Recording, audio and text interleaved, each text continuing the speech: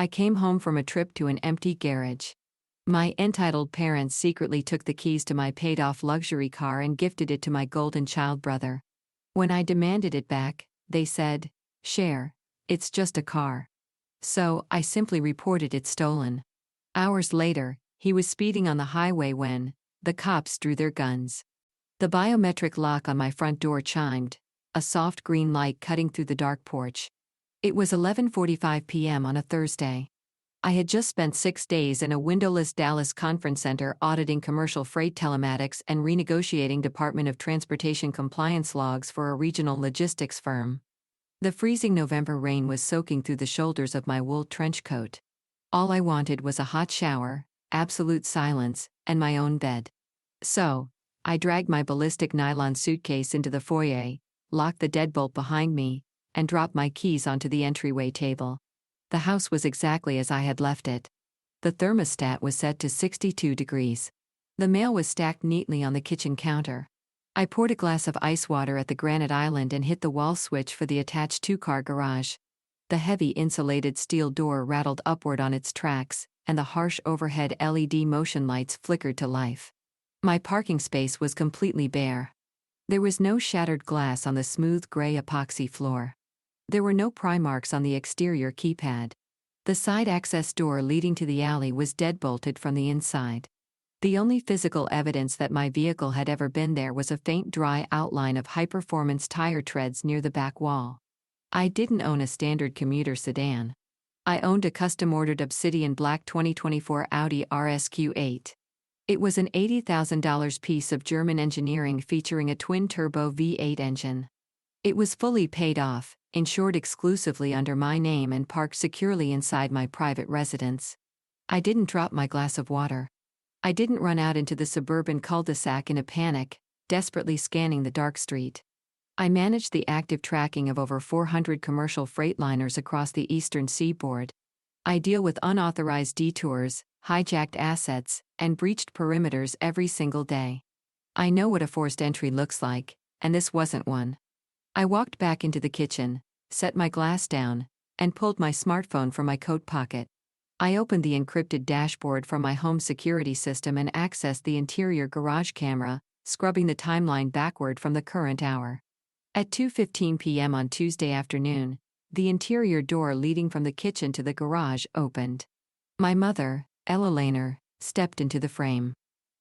She wasn't sneaking around. She was casually dressed in her usual suburban country club attire, carrying her designer handbag. Following right behind her was my 24-year-old brother, Chase. Chase was grinning. It wasn't a subtle, appreciative smile. It was the wide, arrogant grin of a kid who had never paid his own rent, let alone an $80,000 luxury performance SUV. He had wrecked 2 leased sedans in the last 3 years, on both of which my father had quietly paid off to avoid severe insurance spikes. In the high-definition video feed, Elena reached into her handbag and pulled out a heavy metallic key fob. Not a copy. The original factory spare fob that I kept locked inside a biometric fireproof safe in my home office. Elena tossed the fob to Chase. He caught it, clicked the unlock button, and the Audi's LED headlights flashed brightly in the dark garage. They both got into the vehicle. We hit the visor button to open the main garage door and backed my car out into the street in broad daylight. The footage ended. My parents had a physical emergency key to my house. I had given it to them 2 years ago specifically so they could check the basement sump pump if a pipe burst while I was out of the state. They did not have the biometric clearance for my office safe, which meant Ella Lehner had utilized her emergency access, bypassed my locked office door, and methodically hunted for the manual override key I kept hidden inside a hollowed-out textbook on the top shelf. They hadn't just borrowed a car. They had executed a coordinated, premeditated theft of an $80,000 asset. I didn't call the police immediately. I dialed my mother's cell phone. She answered on the 3rd ring. The background noise was loud. Clinking silverware. Loud laughter. The unmistakable acoustic ambience of an expensive downtown steakhouse. "Morgan, honey. You're home early." Ella Lehner practically sang into the receiver. The sheer audacity of her cheerful tone echoed loudly through my quiet kitchen. "How is Dallas? Did you secure the new freight contracts?" Where is my Audi, Elainer? I asked. My voice was completely flat. The background noise on her end muffled slightly as if she had covered the microphone with her hand. When she spoke again, her tone shifted from cheerful to the practiced. A condescending hum of a mother preparing to justify the unjustifiable. Morgan, please don't use that tone. Elainer sighed heavily. Chase just landed a massive final round interview for a regional sales director position. You know how hard he's been networking. Your father and I wanted to help him out. He has to drive out to the regional corporate retreat upstate this weekend and he can't show up in his beat-up Honda. He needs to project success to the senior partners. So you broke into my office safe and removed my vehicle without my consent. I clarified, listing the facts exactly as they appeared on a liability ledger. Broke in. Morgan, stop being so dramatic. Elainer scolded, her voice dripping with maternal entitlement. It's a family vehicle. You live in the city suburbs. You barely even drive it except on weekends. We knew you were out of town and it was just sitting there collecting dust. We figured you wouldn't mind sharing. It's just a car, sweetheart. You make plenty of money. You can take an Uber to the office for a few days. I stared at the empty garage on my security monitor. They had actually convinced themselves that sharing a bloodline functioned as a legal title transfer. They assumed that because I was the older, responsible sibling who quietly paid her own bills and built a career in corporate logistics, I would simply absorb an $80,000 liability risk to avoid ruining a family dinner. You have exactly 30 minutes to instruct Chase to return the Audi to my driveway, park it, and leave the keys on the kitchen counter, I stated cleanly, checking my watch. Or what, Morgan? Elainer snapped, dropping the sweet mother routine entirely. You're going to call the cops on your own brother on the night we're celebrating his big break over a piece of metal. Do you have any idea how selfish and pathetic that sounds? We are at Capitol Grill right now paying for his dinner. He is leaving for the corporate retreat in the morning. I am not ruining his weekend because you refuse to be generous. 30 minutes, Elainer, I repeated. Grow up, Morgan, she scoffed. We'll talk about this at Sunday dinner when you've calmed down. The call disconnected. She honestly believed that the biological title of mother granted her absolute unchallengeable immunity from the grand theft of a luxury vehicle. She believed I would just take an Uber to work tomorrow and sit quietly at Sunday dinner while the golden child destroyed my transmission on a mountain pass. I didn't call her back to argue. Arguing with entitled people who believe they are untouchable is a massive waste of operational bandwidth. I walked into my home office. The door to my fireproof safe was hanging wide open when the manual override key was sitting casually on my desk pad. I sat down at my desk, opened my laptop, and bypassed the local municipal police precinct entirely. If I called the local beat cops, they would likely classify the situation as a civil family dispute, drive to the steakhouse, and ask my mother to sort it out. I didn't need local cops. I needed the state grid because the Audi was a fully loaded 2024 RS model. I hadn't just relied on the factory GPS. Yet, I had hardwired a commercial-grade active cellular telematics transponder directly into the OBD2 port, the exact same encrypted hardware I used to track 20-ton freight trucks across international borders. I logged into my secure owner portal. The satellite dashboard loaded instantly. Chase wasn't at the steakhouse. He was currently driving southbound on Interstate 95, 60 meters outside the city limits, moving at 94 miles per hour in a 65 zone. He was driving nearly 30 meters an hour over the speed limit in a 2.5-ton twin-turbo vehicle that didn't belong to him. I picked up my cell phone and dialed the direct non-emergency dispatch line for the State Highway Patrol. State Highway Patrol Dispatch Operator 42. A crisp, professional voice answered. My name is Morgan Ashford, I said, reading the vehicle identification number directly off my laptop screen. I am the sole registered owner of a 2024 Obsidian Black Audi RSQ8. The vehicle was removed from my private residence without my authorization.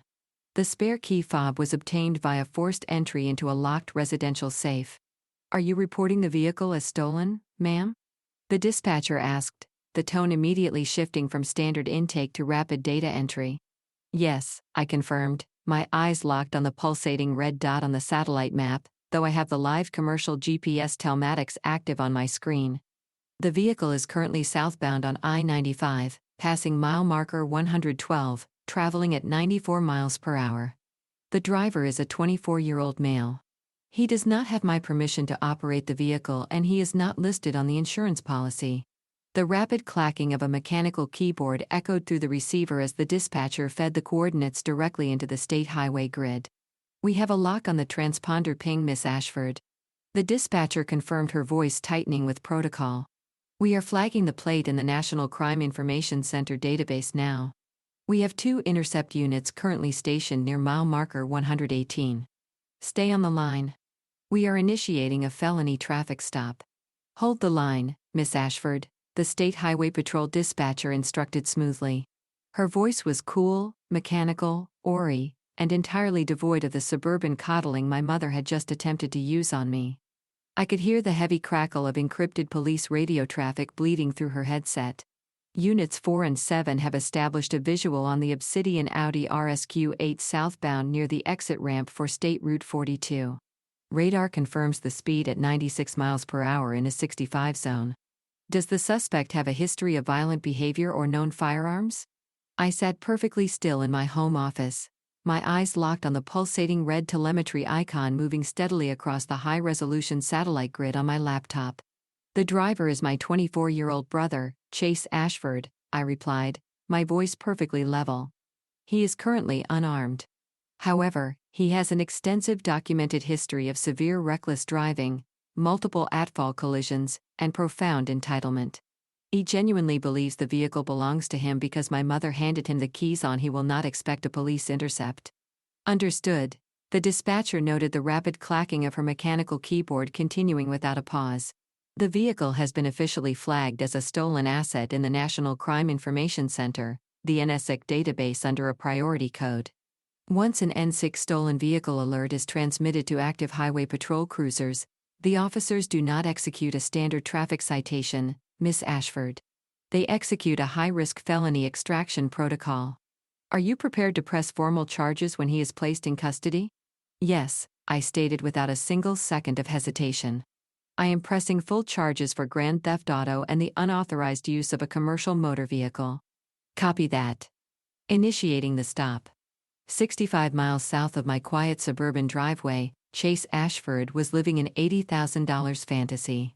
The interior cabin of my 2024 Audi RSQ-8 was a masterpiece of German engineering. Designed entirely around isolating the driver from the brutal reality of the road. The ambient LED lighting glowed softly in a cool icy blue. The heavy acoustic dual-pane glass absorbed the massive roar of the twin-turbo V8 engine and the freezing November rain lashing against the windshield, rendering the cabin virtually silent. My brother was cruising in the passing lane of Interstate 95 at a blistering 96 miles per hour. His left hand casually draped over the top of the heated or perforated leather steering wheel. He had the premium Bang & Olufsen 3D sound system turned up to 60%. The heavy bass vibrating the tinted windows. He hadn't waited until the morning to leave for his supposed corporate networking retreat like my mother had claimed. He had left the steakhouse early, taken my car, and was currently driving southbound toward a luxury casino resort across the state line to show off to his fraternity brothers. He was 24 years old. I completely unemployed, driving a massive obsidian black machine that smelled like rich new leather, and he hadn't paid a single cent for any of it.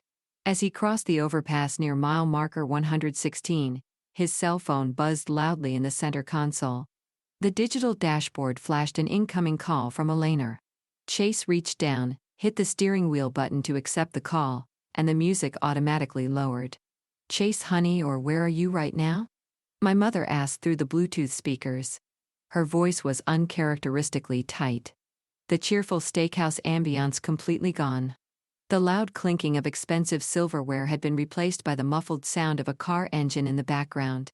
She was driving home in a panic. "I'm on the interstate, Mom." "Just passing exit 42, Chase said, leaning casually back into the bolstered leather seat. "What's up?" "I did Dad finish his prime rib." "Morgan is home from Dallas," Eleanor said sharply, skipping the pleasantries entirely. "She called me 20 minutes ago. She noticed the Audi was missing from her garage." I tried to explain to her that it was a family emergency and that you needed it for the corporate retreat, but she gave me a 30-minute ultimatum to return it. Chase rolled his eyes, resting his elbow on the windowsill. Are you kidding me? Does she seriously care that much about a piece of metal? Tell her to chill out. I'll bring it back on Sunday night. I did tell her that, Chase. My mother snapped, her maternal patience wearing thin against the friction of reality. I hung up on her to teach her a lesson, but she bypassed the local precinct. Your father just checked the doorbell camera at her house through his phone app. There are no local cop cars parked in her cul-de-sac, which means she didn't call the beat cops to complain. She might have actually called the state police. Chase let out a sharp, derisive laugh. Mom, stop. Morgan is a corporate stiff.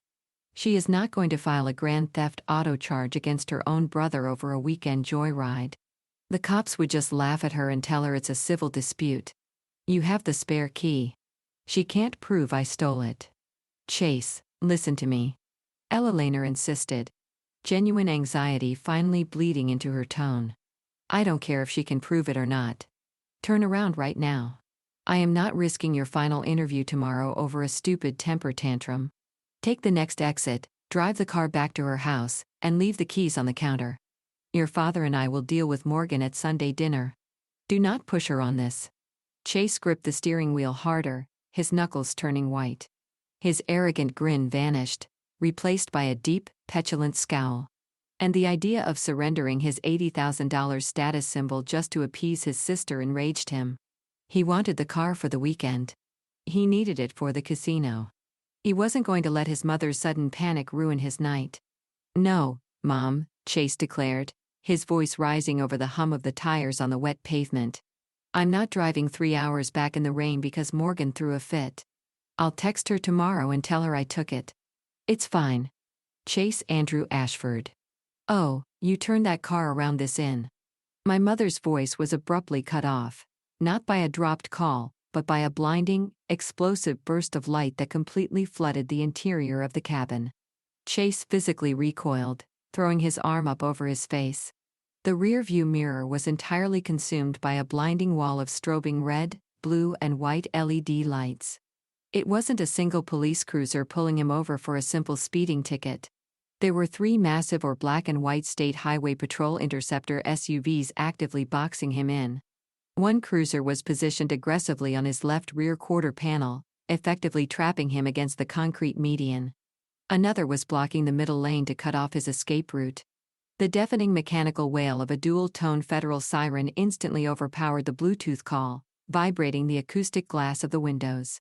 Chase's survival instinct completely short-circuited when he had been pulled over twice before in his leased sedans for minor speeding tickets. The local cops had casually walked up to his window, asked for his license, and handed him a citation. But this wasn't a traffic stop. This was a synchronized multi-vehicle tactical intercept. Mom, Chase screamed into the Bluetooth microphone, panic finally flooding his veins. Mom, there are cops everywhere. They are boxing me in. Chase, pull over immediately. My mother shrieked through the speakers. Why put your hands on the wheel? Do not argue with them. Just tell them you borrowed the car from your sister. It's a family misunderstanding. The lead interceptor blasted its heavy air horn. 2 short, deafening bursts that commanded absolute compliance. A massive mechanical spotlight snapped on from the roof of the cruiser behind him, completely blinding him in the rear view mirror. Chase slammed his foot on the massive carbon ceramic brakes, violently decelerating the heavy luxury SUV. He wrenched the steering wheel to the right, tires squealing loudly against the slick concrete as he violently forced the heavy Audi off the active lanes of Interstate 95 and onto the gravel shoulder. The vehicle skidded slightly before coming to a complete shuddering halt near the metal guardrail. The 3 massive patrol cruisers slammed into park directly behind and beside him, the heavy thud of their doors opening, echoing through the rain. Chase frantically reached for the center console, so trying to unbuckle his seatbelt to find his wallet. He assumed an officer was going to casually walk up to his window and ask for his registration. He assumed he could charm his way out of this with a story about a family emergency. He assumed wrong. The deafening amplified boom of a police PA system completely shattered the silence of the dark highway, entirely drowning out the heavy rain and the idle of the twin-turbo engine. "Driver of the black Audi," the amplified voice commanded, echoing loudly off the surrounding trees. "Turn the engine off. Throw the keys out the driver's side window and extend both hands outside the vehicle. Do it now." Chase froze completely. He dropped his hands into his lap, staring into the driver's side mirror in absolute terror.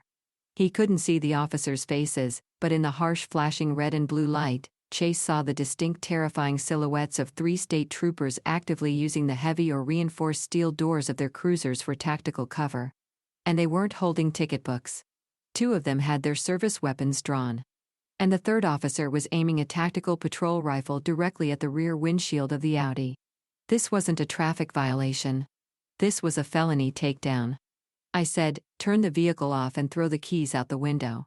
The megaphone roared again, the raw aggression leaving absolutely zero room for negotiation. "If you do not comply immediately, we will deploy lethal force." Chase's entire body began to tremble violently. He frantically hit the ignition button, killing the massive engine. He grabbed the heavy metallic spare key fob from the cup holder, rolled down his tinted window into the freezing sideways rain, and practically threw the keys out onto the wet asphalt. "I threw them," Chase screamed into the dark, his voice cracking into a high-pitched, pathetic croak when he instantly shoved both of his shaking hands entirely out the window, palms open. "Please don't shoot. I threw the keys. I'm just a kid." When a vehicle is flagged in the National Crime Information Center, NCIC database, as an active stolen felony, the driver is automatically treated as a hostile threat to officer safety. "With your left hand only, pull the exterior door handle," the trooper commanded over the PA. "Open the door, kick it wide, and step out facing away from us. I do not turn around." Chase fumbled blindly for the handle, yanking it open, and stumbling out into the mud and the driving rain. He was wearing an expensive tailored blazer and designer jeans. The freezing November storm instantly soaked him to the bone. "Walk backward toward the sound of my voice," the loudspeaker ordered. "Do not lower your hands." Chase staggered backward along the wet asphalt, his designer sneakers slipping on the slick gravel, his hands raised high in the air. And he was sobbing loudly, the rain completely masking the sound of his terrified, breathless crying. "Wait, please," Chase cried out over his shoulder. "This is my sister's car. She let me borrow it. It's a family car. You're making a mistake. Stop." The trooper yelled. "Drop to your knees now." Chase's knees buckled. He dropped heavily onto the jagged wet gravel of the interstate shoulder, the sharp stones instantly tearing through the knees of his expensive jeans. The heavy metallic clatter of handcuffs unspooling from a tactical belt echoed loudly. A massive state trooper closed the distance in 2 strides, forcefully grabbing Chase's wrists, twisting them violently behind his back and securing them with a pair of heavy, freezing steel handcuffs. The ratcheting click of the cuffs engaging echoed sharply in the quiet night. "Family car?" The trooper scoffed, hauling Chase to his feet and slamming him chest first against the cold, the wet hood of the Dodge Charger cruiser. The registered owner reported this vehicle stolen via a forced residential safe entry 40 minutes ago. "You are under arrest for grand theft auto." The heavy steel door of the Dodge Charger Interceptor slammed shut with a definitive ringing thud. Chase was abruptly sealed inside the pitch-black, suffocatingly cramped rear suspect cage. He slumped sideways onto the hard plastic bench with his wrists screaming in agony from the tight metal handcuffs biting into his skin. His expensive tailored blazer was completely drenched, heavy with freezing November rainwater, and his carefully styled hair was plastered flat against his forehead. Outside, the freezing rain lashed relentlessly against the reinforced windows of the cruiser. Through the thick wire mesh of the security partition, Chase watched the absolute destruction of his weekend unfold in the harsh glare of the strobing red and blue tactical lights. 2 state troopers were meticulously clearing the interior of my Obsidian Audi RSQ-8 with high-powered flashlights. They weren't treating it like a borrowed family vehicle. They were processing it as an active contaminated crime scene. They documented the mileage, checked the glove box, and embagged the empty energy drink cans Chase had casually tossed into the passenger footwell. Then the low mechanical rumble of a heavy diesel engine cut through the driving rain. A massive flatbed recovery wrecker completely wrapped in the high-visibility yellow and green chevron decals of the State Department of Transportation pulled aggressively onto the gravel shoulder. It wasn't a standard city tow truck. It was a specialized heavy-duty commercial unit specifically dispatched for high-value felony impounds. The operator hopped out into the mud, engaged the loud hydraulic winch, and lowered the heavy steel ramp toward the rear tires of the Audi. Chase pressed his face against the cold condensation-covered glass of the police cruiser, watching in absolute horrified disbelief as the heavy steel chains were hooked directly onto the undercarriage of the $80,000 piece of German engineering. At the massive winch whined loudly, violently dragging the heavy twin-turbo vehicle backward through the mud and up the steep metal incline. The pristine tires squeaked sharply against the wet metal deck. The operator threw heavy nylon tie-down straps over all four wheels, ratcheting them down with intense mechanical precision. My brother buried his face against his handcuffed wrists and sobbed hysterically. He had left the steakhouse feeling like a millionaire, eager to show off his stolen status symbol at a luxury casino. Now he was a freezing, terrified 24-year-old in the back of a squad car, watching his $80,000 prop being hauled away to a highly secured state environmental impound lot. The massive state trooper opened the front driver's side door of the cruiser, slid behind the heavy steering wheel, and wiped the rain from his face. He picked up his police radio and keyed the microphone. "Dispatch, Unit 7, the trooper reported, his voice devoid of any emotion. Suspect is in custody. One adult male, 24, transporting him to the county intake facility now for grand theft processing. The stolen asset has been secured and transferred to the primary state impound." The cruiser pulled aggressively off the gravel shoulder, merging back onto Interstate 95. They weren't driving back to the steakhouse. They were driving to the county jail. 65 miles north. My quiet suburban kitchen was still warmly illuminated by the soft ambient glow of the under-cabinet lighting. I was sitting perfectly still at the granite island, my laptop open in front of me. The commercial-grade cellular telematics dashboard displayed the live pulsating red icon of my vehicle. It was no longer moving at 96 miles per hour. A sharp green notification banner had appeared at the top of the screen. Vehicle ignition terminated. Speed 0 miles per hour. Asset in transit via secondary carrier. My cell phone, lying face down on the granite counter, abruptly began vibrating violently against the stone surface. The harsh, invasive buzzing shattered the quiet of my house. I checked my watch. It was exactly 1:15 a.m. I didn't immediately answer. I reached over, slowly poured the rest of my ice water down the stainless steel sink, and picked up the phone. The caller ID simply read Alainer Mobile. I hit the green accept button and put the phone on speaker, laying it flat next to my laptop keyboard. "Morgan," my mother shrieked into the microphone. Her voice wasn't condescending or arrogant anymore. It was a high-pitched, raw scream of absolute unfiltered hysteria that echoed violently off my kitchen cabinets. The background noise on her end was chaotic. Loud traffic, the frantic clicking of her blinker, and the heavy breathing of someone in the midst of a full-blown panic attack. Then she was driving, and she was terrified. "Morgan, what did you do?" Alainer wailed. Chase's location tracking just went completely dark on my phone. I tried calling him 20 times and it keeps going straight to voicemail.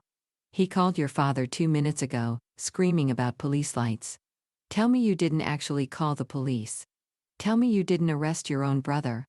"I called the State Highway Patrol." "Alainer," I replied smoothly, my voice entirely devoid of emotion. "I reported a stolen asset and I provided them with the active commercial GPS coordinates to intercept it safely.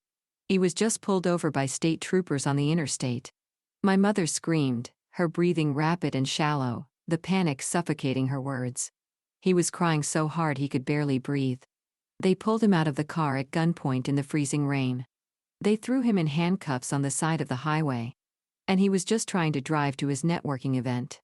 He was driving 96 miles per hour in a stolen twin-turbo vehicle on a federal interstate. "Alainer," I stated, listing the facts exactly as they appeared on my telematics dashboard.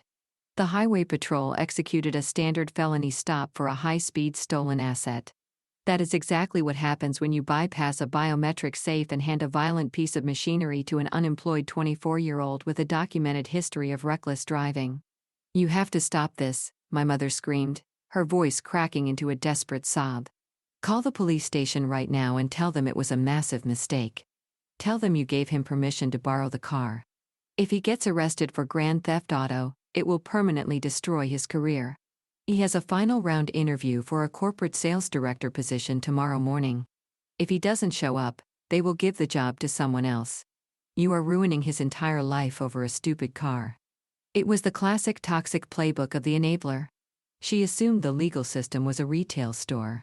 She assumed that if she just yelled loud enough or cried hard enough, I would simply call the manager of the police department and cancel a felony arrest like a mistaken food order. Yeah. She expected me to perjure myself, commit insurance fraud, and absorb massive liability just to protect her golden child from the consequences of his own arrogance. I cannot call the police station and tell them it was a mistake, Elainer, I explained, leaning back in my kitchen chair. Because it wasn't a mistake, and even if I wanted to perjure myself to protect Chase, the situation is completely out of my hands. On the moment the State Highway Patrol logged the vehicle as stolen in the National Crime Information Center database, the incident escalated beyond a simple civil complaint. There was a sharp, terrified silence on the line. The heavy rhythmic breathing of my mother trying to process the absolute destruction of her golden child's weekend echoed through the speaker. What do you mean it's out of your hands? Elainer whispered, her voice trembling violently. You are the owner. Why just drop the charges? I am the registered owner. Yes, I confirmed calmly, turning my laptop screen slightly to view the automated insurance protocol that had just activated in my inbox. But my commercial fleet underwriter holds the liability policy on that $80,000 asset. When a felony theft report is officially filed and a vehicle is violently extracted on a state highway, the insurance company automatically locks the legal file to prevent insurance fraud. I picked up a pen from the counter and tapped it once against my legal pad. If I suddenly call the state troopers and claim I accidentally reported my own car stolen while my brother was driving at nearly 100 miles per hour across state lines, the Insurance Fraud Division will immediately launch a criminal investigation into me for filing a false police report, I continued, my tone flat and mechanical. I am not risking my spotless record, my corporate logistics career, and 10 years in a federal penitentiary to cover up a felony theft you orchestrated. Morgan, please. Elainer wailed in the background, entirely abandoning reason. I am driving to the precinct right now. I am going to tell the desk sergeant that this is a massive family misunderstanding. I will tell them I gave him the keys and that you are just being vindictive. But I will demand they release him immediately. You cannot buy your way out of a grand theft auto charge. Elainer, I stated cleanly. I am retaining an elite criminal defense attorney right now. My father's deep booming voice suddenly cut through the speakerphone. He had clearly snatched the phone from my mother's trembling hands. The patriarch of the family attempting to reclaim control of the chaos. And when this is over, we are completely cutting you off from this family. Do you hear me? You are dead to us, Morgan. Dead. Understood, I said quietly. I disconnected the call, placed the phone face down on my desk, and closed my laptop.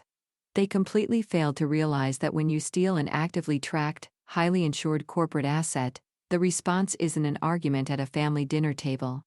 The response is a badge, a gun, and a set of heavy steel handcuffs. At 8:15 a.m. on Friday morning. Now, the air inside the front lobby of the State Highway Patrol Regional Precinct smelled overwhelmingly like wet wool, industrial floor wax, and stale, burned coffee. The fluorescent lights overhead buzzed with a low, irritating hum that seemed to vibrate directly into the concrete floor. I didn't rush to the station in a panic. I had slept for exactly 6 hours, taken a hot shower, and dressed in a tailored navy blue blazer over a crisp white blouse, and I sat quietly on a hard plastic bench in the corner of the waiting room, holding a slim manila folder and my encrypted smartphone. I had arrived 30 minutes prior to provide my formal sworn statement to the primary auto theft detective and sign the release authorization for my impounded vehicle. 30 feet away, standing aggressively at the thick, bulletproof glass of the front dispatch desk, were my parents. Or Arthur and Ella Elainer had clearly spent the entire night frantically driving around the county trying to locate their golden child. Arthur's usually immaculate suit was severely wrinkled, his tie loosened, and his face flushed a dark, violent red with exhaustion and suppressed rage. Ella Laner looked like she had aged 10 years overnight. Her designer makeup was smeared, her hair disheveled, and she was clutching her expensive leather handbag so tightly her knuckles were completely white. "Oh, I am demanding to see the shift commander immediately," Arthur bellowed through the small circular speaker grill in the thick plexiglass. His booming patriarchal voice echoed loudly across the scuffed linoleum floor. "My son, Chase Ashford, was violently removed from his vehicle last night on Interstate 95 by your troopers. He was held at gunpoint in the freezing rain over a massive misunderstanding. He is supposed to be at a corporate interview right now, and you have held him in custody for 9 hours without bail. This is false imprisonment." The desk sergeant, a veteran officer with deep bags under his eyes, didn't flinch at the shouting. He simply clicked his computer mouse, staring blankly at his glowing monitor. "Sir, your son is not being held for a traffic citation," the sergeant stated, his voice a flat mechanical drone of municipal exhaustion. "Dunny was intercepted operating a motor vehicle flagged in the National Crime Information Center as an active high-priority stolen asset. He is currently in holding cell 3 awaiting transfer to the county courthouse for a felony arraignment on charges of grand theft auto and reckless endangerment. Bail cannot be set until he faces a magistrate." "It wasn't stolen," Ella Laner shrieked, slamming her palm flat against the bulletproof glass. The sudden, a violent smack made a junior officer behind the desk jump slightly. She completely abandoned any pretense of suburban civility. "My daughter Morgan is the registered owner of that Audi. She reported it stolen out of pure vindictive spite because we borrowed it while she was out of town. It's a family car. We have the keys. Look at her sitting right there. She's the one who lied to you." Ella Laner whipped around, pointing a trembling finger directly at me across the lobby. "Morgan, I get up here right now and tell this officer the truth," Ella Laner commanded, her voice cracking into a high-pitched, desperate sob. "Tell him you gave Chase the keys. Tell him you made a mistake. If you don't drop these charges this exact second, I swear to God, we will disown you completely. Chase is losing his entire career because of your temper tantrum." I didn't flinch. I didn't stand up. I simply looked at her, my expression entirely devoid of emotion. "I didn't make a mistake. Elainer," I said quietly, my voice carrying easily across the empty lobby. "And I didn't give him the keys." The heavy steel door next to the dispatch desk suddenly clicked open. A tall man in a plain gray suit and a slightly loose necktie stepped into the lobby. He carried a heavy black tactical clipboard and a steaming styrofoam cup of coffee. He was Detective Miller, the lead investigator assigned to the Auto Theft Task Force. Then I had spoken to him on the phone at 3:00 a.m. when the troopers officially processed the Audi into the impound lot. "Mr. and Mrs. Ashford," Detective Miller said, taking a slow sip of his coffee. He didn't look angry. He just looked incredibly tired of dealing with entitled people. "I am Detective Miller. I am handling the felony extraction of the 2024 Audi RSQ8. Are you the parents of the suspect currently in holding?" Arthur immediately puffed out his chest. We stepping squarely in front of the detective, attempting to reclaim the physical dominance of the situation. "Yes, we are, Detective," Arthur announced, his booming voice attempting to mask his sheer panic. "And I am formally requesting that you release my son immediately. This entire situation is a catastrophic overreaction by my daughter. She was out of town on business. We had a family emergency. We accessed her home, retrieved the spare key and allowed our son to use the vehicle to attend a corporate retreat. She is utilizing your department as a weapon in a personal family dispute. There was no theft. The vehicle was borrowed with implied familial consent. It was a brilliant, desperate legal maneuver. Arthur was attempting to legally redefine the theft as unauthorized use or a civil domestic dispute. In many jurisdictions, if a family member has open access to a home and casually borrows a car, the police will often refuse to press felony charges, telling the owner to handle it in civil court. Arthur assumed the police would take one look at a wealthy, well-dressed suburban family and simply let his son walk out the front door with a warning. He assumed wrong. Implied familial consent. Detective Miller repeated slowly, his tone completely flat. He looked down at his clipboard, then looked directly at my mother. Mrs. Ashford, did your daughter explicitly give you permission to enter her home and remove the spare key fob for the $80,000 vehicle? Elena instantly saw an opening. She assumed the detective was looking for an excuse to close the paperwork and go home. She assumed that if she confessed to being the primary actor, the police would simply laugh it off. After all, the police don't arrest wealthy, middle-aged suburban mothers for borrowing their daughter's car. No, detective. She didn't, Eleanor admitted, her voice dripping with maternal confidence, throwing her shoulders back. She was actively throwing herself on the grenade to save her son, completely unaware that the grenade was already live. Morgan is incredibly selfish with her money. I knew she would say no. But I am her mother. I have an emergency key to her house. So, I let myself in. I went into her home office and I took the spare key fob from her safe. I gave the keys to Chase. I told him he could use it. My son didn't steal anything. He was acting under my explicit permission.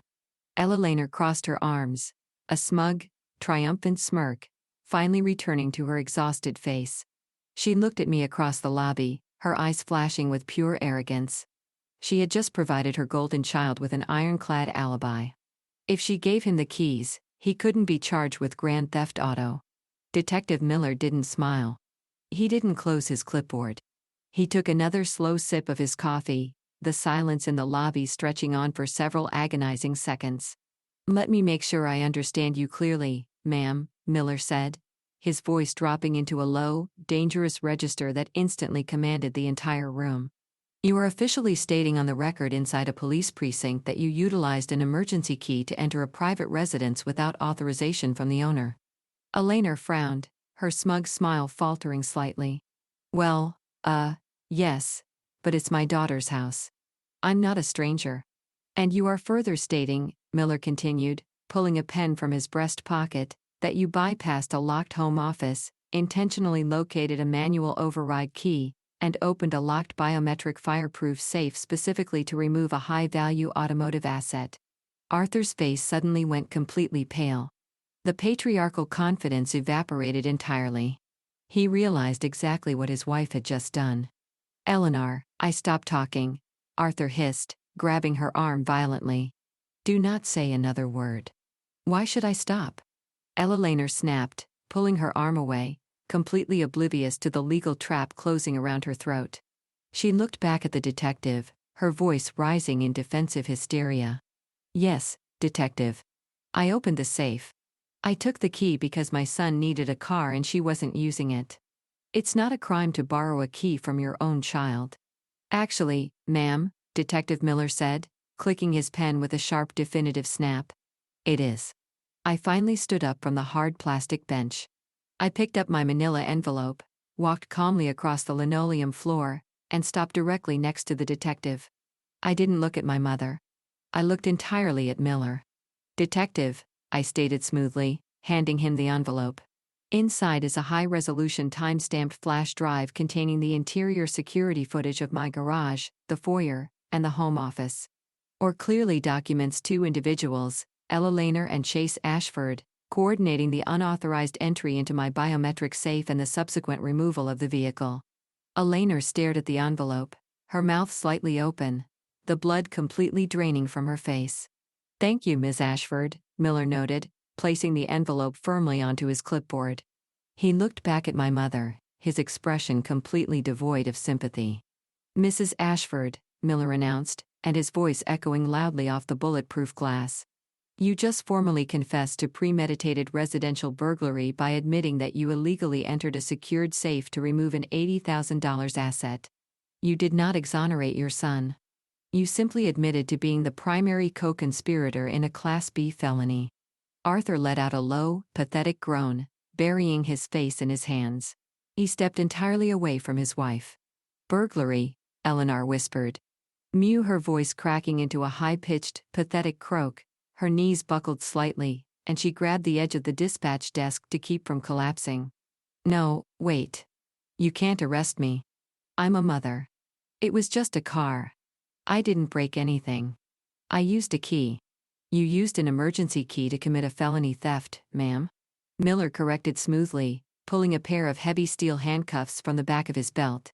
Wen and your son is currently sitting in a holding cell because he was caught driving the stolen asset nearly 30 meters over the speed limit. Turn around and place your hands behind your back. The heavy metallic ratcheting click of Detective Miller's steel handcuffs engaging around my mother's expensive manicured wrists echoed violently against the bulletproof glass of the dispatch desk. Elainer let out a sharp, breathless gasp. The condescending suburban matriarch who had cheerfully told me to stop being dramatic and take an Uber to work just 12 hours earlier completely vanished. Her designer handbag dropped heavily onto the scuffed linoleum floor, spilling her expensive makeup, a set of house keys, and a crumpled receipt from the downtown steakhouse she had visited the night before. "Arthur, tell him to stop," Elainer wailed, twisting desperately against the detective's unyielding grip when the harsh fluorescent lights illuminated the absolute unfiltered terror in her eyes as the cold steel bound her arms behind her back. "Arthur, I'm your wife. Do something. He is arresting me for borrowing a car. This is a family misunderstanding. Tell Morgan to drop the charges." Arthur didn't step forward. The booming patriarchal confidence that had carried him into the precinct, screaming at the desk sergeant minutes ago, was entirely gone. He took a slow, deliberate step backward, more physically distancing himself from the woman who had just formally confessed to premeditated residential burglary directly to the lead investigator of the auto theft task force. He looked at her, his face completely pale and slick with a cold sweat, realizing that his own legal exposure was dangerously close if he intervened. "I wasn't there, Elainer," Arthur stammered, his voice thin, ready, and vibrating with an unvarnished survival instinct. He looked wildly around the lobby, raising his hands in a gesture of pathetic surrender to the detective. "I was at work when she went to Morgan's house. I didn't touch the safe. I didn't tell her to take the car. I am not involved in this." Elainer stopped struggling entirely. She stared at her husband, her mouth slightly open in sheer horrifying disbelief. He was actively abandoning her to save his own skin, just as quickly as she had abandoned all logic to save their golden child. "You're not involved," Elainer shrieked, her voice cracking into a high-pitched, pathetic croak. "You paid for the steak dinner to celebrate Chase getting the car. You were sitting next to me when I hung up on her. You knew she was out of town." "Ma'am, stop talking," Detective Miller advised calmly, securing the second cuff and resting his hand firmly on her shoulder. "Anything further you say in this lobby is being actively recorded by the precinct security cameras.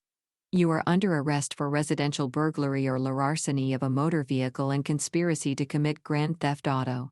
You have the right to remain silent." Miller looked over his shoulder at the desk sergeant. "Sergeant, take her back to intake and process her. Place her in a separate holding cell from the male suspect. They are co-defendants in an active felony." A female officer emerged from the heavy steel security door, grabbed Elainer firmly by the arm, and escorted her out of the public lobby. My mother didn't fight back anymore. She just sobbed uncontrollably, her expensive shoes dragging across the floor as the heavy door slammed shut behind her, sealing her inside the massive county jail system. Arthur stood frozen in the center of the lobby, completely alone. His son was locked in holding cell 3 for grand theft auto, and his wife had just been arrested for breaking and entering. He slowly turned his head and looked at me. The booming father who had threatened to cut me off from the family the night before was completely broken. "Morgan, please," Arthur whispered, his voice trembling violently. "They are your family. Your mother is 62 years old. She can't go to jail. Chase is going to lose his final round interview this afternoon. If you don't call the district attorney and fix this, they are going to go to federal prison. Please, I will buy you a new car. I will pay you whatever you want. Oh, just tell them it was a mistake." I didn't smile. I simply adjusted the strap of my leather laptop bag on my shoulder and looked at him with absolute technical indifference. "I cannot fix it, Arthur," I stated cleanly, checking my watch, because my commercial fleet underwriter already locked the liability policy when the State Highway Patrol initiated the felony stop. And if I attempt to recant a sworn statement involving an $80,000 asset after my mother just confessed to burglary on a police camera, I will be indicted for insurance fraud. I picked up my manila folder and turned toward the precinct dispatch desk to sign my release forms. "You don't need to cut me off from the family," I noted quietly over my shoulder, because I just cut the family off from my assets. I slid my driver's license under the bulletproof glass, signed the heavy stack of impound release paperwork, and walked out the double doors into the freezing November morning without looking back. Over the next 6 months, the state legal system executed a masterclass in bureaucratic destruction. Because Ella Lehner had formally confessed to the residential burglary on camera inside a police precinct, the district attorney refused to offer a quiet the suburban plea deal for a family dispute. She was formally indicted on multiple felony counts of breaking and entering and grand larceny. Chase was indicted for receiving stolen property, reckless endangerment, and felony evasion for operating an $80,000 stolen vehicle nearly 30 miles over the speed limit across state lines. Oa Arthur was forced to completely liquidate his pristine retirement stock portfolio just to post their massive combined bail bonds and retain an elite criminal defense attorney. The exorbitant legal fees completely drained the family's savings. Chase entirely missed his final round interview for the regional sales director position while sitting in the county holding cell.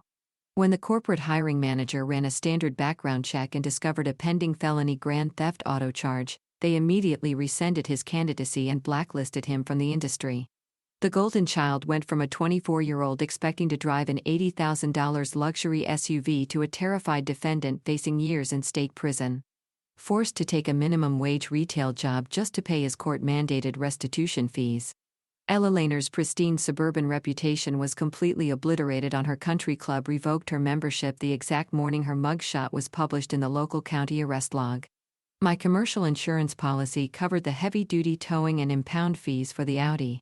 The State Highway Patrol released my vehicle back to me 48 hours later, completely unharmed.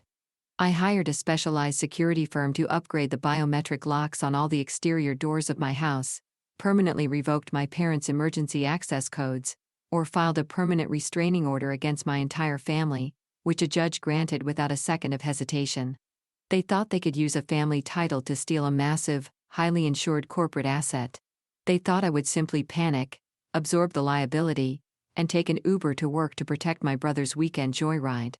They completely forgot that a commercial logistics director doesn't argue with car thieves.